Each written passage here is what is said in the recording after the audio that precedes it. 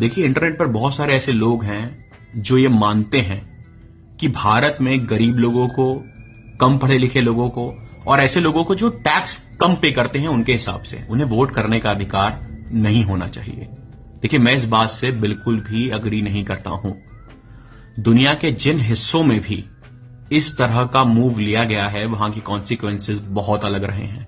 मैं आपको एग्जांपल देता हूं। एक समय ऐसा था कि 1830 तक ब्रिटेन में सिर्फ और सिर्फ जो अमीर लैंड ओनर्स होते थे उन्हें वोट करने का अधिकार था, ना किसानों को, ना लेबर्स को, ना किसी और कम्युनिटी को वोट करने का अधिकार था। अब हुआ क्या, 1830 में चार्टिस्ट मूवमेंट हुआ और ये चला 1848 तक। आप सोचिए, 18 साल ये मूवमेंट चला है।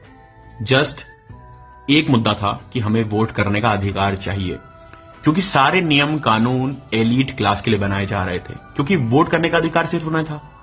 अगर हम साउथ अफ्रीका की बात करें तो साल 1948 से लेकर साल 1994 तक, 1994 तक वोट करने का अधिकार सिर्फ और सिर्फ वहां के व्हाइट लोगों को था और टोटल पॉपुलेशन का सिर्फ और सिर्फ 15% थे व्हाइट लोग। उसके बावजूद वहां की सरकार को रेगुलेट करने का हक और वहां पर वोट करने का हक सिर्फ व्हाइट लोगों को था। 80% वहां के जो नेटिव अफ्रीकन लोग थे वो थे, पर उन्हें वोट करने का अधिकार नहीं था, जिसके बहुत सारे कॉन्सिक्वेंसेस देखने को मिले। और उसी कॉन्सिक्वेंसेस के तहत हम देखते हैं नेल्सन मंडेला जी को फाइट करते हुए 27 साल तक वो जेल में रहे इस अधिकार को पाने के लिए, और बाद में 1994 में वो प्रेसिडेंट बनते हैं। देखिए, सिंपल सी बात है, अगर भारत में कोई व्यक्ति अगर एक बिस्किट का पैकेट भी खरीद रहा है तो वो जीएसटी पे कर रहा है, टैक्सेस पे कर रहा है, इनडायरेक्ट टैक्सेस हैं पर वो पे कर रहा है।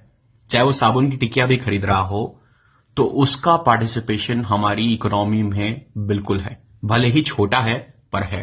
देखिए, अगर सिर्फ और सिर्फ प्रिविलेज्ड लोगों को वोट करने का अधिकार होगा तो डेमोक्रेसी नहीं, डोमिनेशन होगा।